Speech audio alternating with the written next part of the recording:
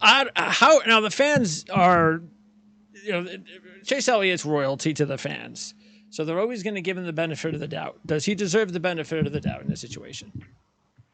It's a tough one because I do feel like drivers should have a life outside of a race car. I get it. And again, what was the accident? A snowmobile or snowboarding, okay. Right. one of the two. Okay, all right. To me, yeah. That is the difference. Yeah. I don't mind if, like you said, all power in the world. Go out, have fun. I am over 50 years old. I have never been snowboarding or any of that stuff. And I'd love to do adrenaline crazy shit. I mean, I think that's awesome. If I had extra money, I'd probably throw myself out of an airplane every couple of days. But dude, that's going over. I'm sorry. Snowboarding? It is. Well, and I will say in his defense, Bill, his dad, and his parents, they actually moved from Georgia to Colorado when he was little because they were extreme snowboarding, skiers, that kind of stuff. I get it. But you're in season. I get you want to. Oh, that's true too. You should know when and when not to do it. I get it. Hey, you want to decompress. I will say there's other things to do you can decompress than risk injury, and especially like you said, Phoenix is this week. This is a big race to learn because let's be honest, I was there last fall in Phoenix. Elliott, out of the championship four, was probably 4 out of 4. Yeah. Not just because he finished there, but they were just seemed off compared to the other guys. This is a great weekend to get seat time. Not necessarily come out there and win the race on Sunday, but it is a good chance to, because there's a new short track package that's debuting this week, that NASCAR made that adjustment. He's not in the car to feel it. He's not in the car to make adjustments. So there's a 50-minute practice on Friday. So this is a package is this going to be similar to a road course package or different? So the short tracks and road courses, they updated really low downforce. Okay. Yep, they're saying, hey, let's try something here. Right. If it works, it works. If it doesn't, we'll at least know that the championship race is going to be a complete boring show again. That's basically so they're trying. And I applaud him for that. So this is the first week with it, and he knew that before he went snowmobiling or boarding or whatever he did. He should have known that this is a risk, because every time you do something, you should know there's a risk that I could get hurt doing this in the season. That is a pretty big risk. And no, like, maybe I don't do this weekend. That's where exactly. I would be okay. I wouldn't be happy, but it would be a lot easier for me to handle if it was off season. And here in Indianapolis, the reason for Andrew Luck's demise, and it was weird because it was a random Uber driver that leaked this, and nobody gave it much thought because, like, what the hell is an Uber driver going to leak that Andrew Luck hurt his shoulder on a snowmobiling accident in the off season? It was true. It came out that it actually was true, and that was kind of his demise because his shoulder, if you remember, he keep like, the offensive line can't block him and this and that. It wasn't that, no. He actually hurt his shoulder away from the football field. Well, Chase Elliott, a 3-hour surgery, that's a pretty major surgery that he did there. So to me, I always knew, like, I played high school basketball. I didn't play in college, but I always knew when I played sports and I'm in season, I didn't do anything dumb to risk injury. And you're not $1 million athlete. No, and you got to be locked in. To me, I want my guys locked in. I want you to do something that can help you inside the car, or if you need to decompress, go to a movie. Just do something that you're not going to risk injury, because this could affect him come the fall when 35 other drivers out there are getting data that he's not going to have. It's just not going to happen. He's going to have. There's no. It's not like you could just go. Well, when he's cleared, we'll go out there and test. Well, you can't do that. NASCAR limits when he can test. So he's not going to have the data with this package that everybody else is going to have. So to me, I'm okay if you want to do that in your free time in the off season, but if there's a risk, and there's a lot of reasons why there's using these contract clauses.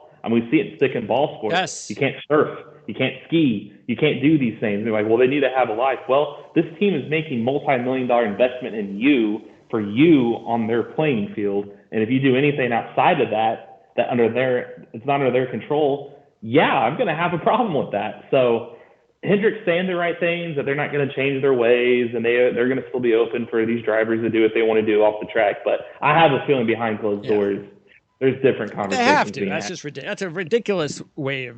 I mean, nobody runs your business that way. That's just ridiculous. Go do what you want. That's okay. And you got to think for NASCAR in a year where this is the negotiation, where the new TV deals are about to be signed, your 5-time most popular driver is not racing for we'll just say the foreseeable future. So we have any idea when he's coming back?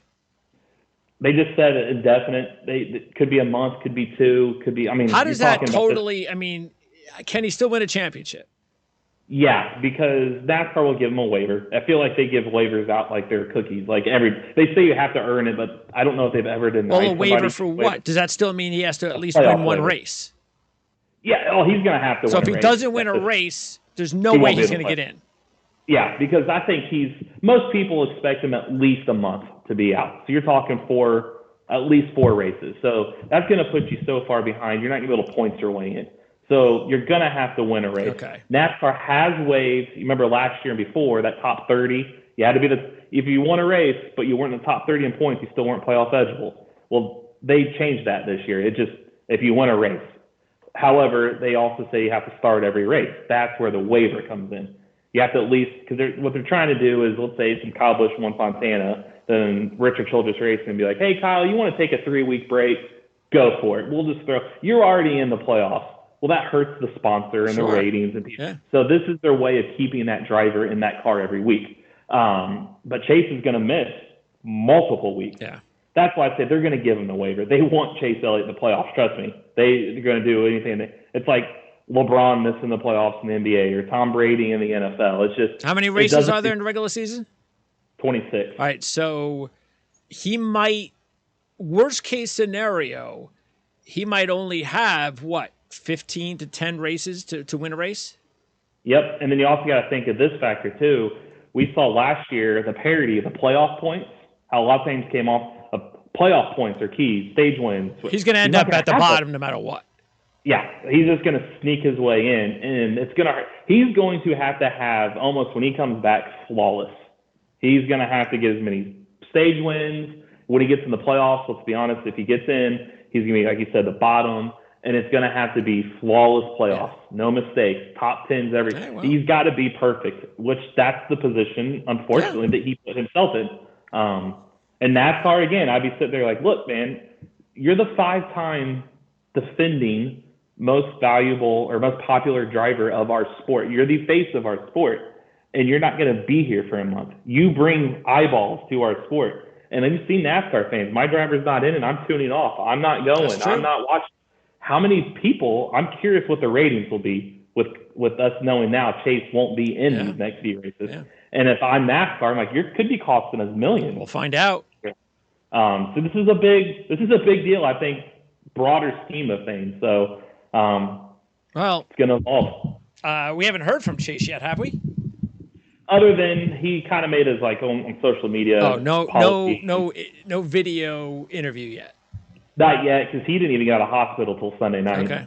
So, and then of course, he probably had to get back home to Georgia or Carolina and wherever. I think he was in Georgia still. So, we'll have a nice little apology.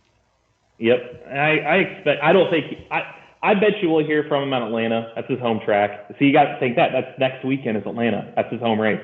He won last year there in the July race. Now he's not racing in it. So if one of these substitute drivers wins, the car would get in the play. Kind of like last year, remember when Kurt Busch stepped out? Okay, so that's still going to help Elliott if one of these guys ends up winning.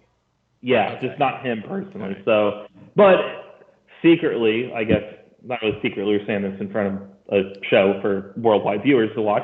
I don't want that to happen because remember how confusing it made last year? Like, well, wait a minute, which car is in which owner's spot? Well, I don't think that's going to happen. We know that's not going to happen anyway. No, so. It likely will not happen because Kurt Busch won in that car, not his substitute driver. So. Are there any road courses during the next month?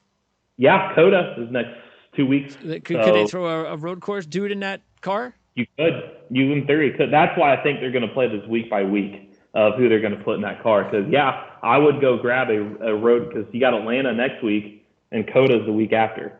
We know Chase isn't going to be back for that one. So, yeah, in theory, you can get a road course ringer. Why couldn't they just grab like a really good, like Cole Custer? Why couldn't they just grab someone that's really good in the Xfinity Series?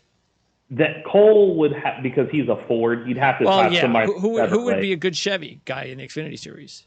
Allgaier? Is Allgaier? Well, see, Josh Berry, the reason he was chose, because you got to think Hendrick Motorsports and Junior Motorsports are kind of hand in hand. Okay. So they could just pluck a driver from Junior Motorsports and bring him to Hendrick. Hence Josh Berry. They used Josh Berry because they said the driving style is pretty similar from what they've shown. What he wants in the car is what Chase would like in the car. And I guess they're similar build. So they didn't have to change a whole lot inside the car because it's kind of, he's similar size.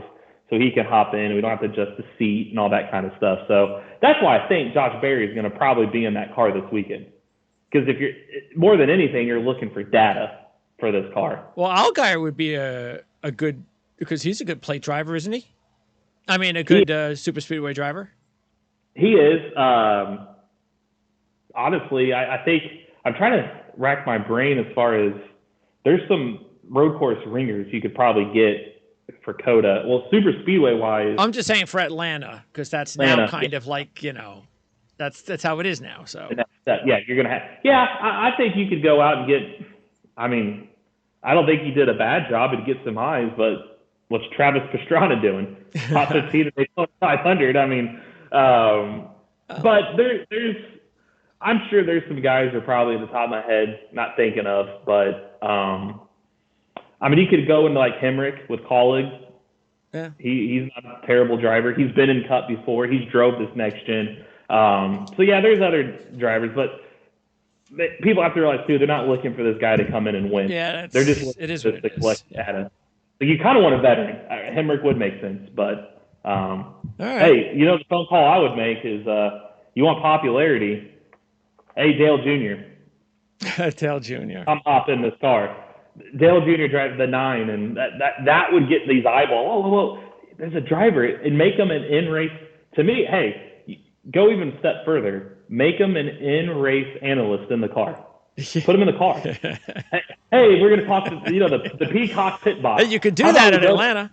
Yeah, let's go in the car. Yeah. Let's talk to our analyst who's driving Chase Elliott, number 9. Yeah. I mean, it's something different, but yeah, it's an unfortunate situation because it's going to hurt the Georgia natives. Like, hey, I bought these tickets to want to see Chase Elliott, and he's definitely. So I think we'll hear from him that weekend. Yeah. I think if he's going to come back he's not going to fly all the way to Phoenix to talk when. Yeah, I wonder when he'll be able to fly. So that's the thing. He flies himself too. I don't know if he can even do that. Yeah. All right. Well, they might just put him in a camper. Probably have to drive. Couple days. Kyle Busch, the most similar circumstance we can say, or two of them, is in 2015 when Kyle Busch wrecked at Daytona. Similar leg incident. He didn't come back until the All-Star race that year. Wow. And similar deal, and he won Sonoma to make himself playoff eligible, and he won the championship that year.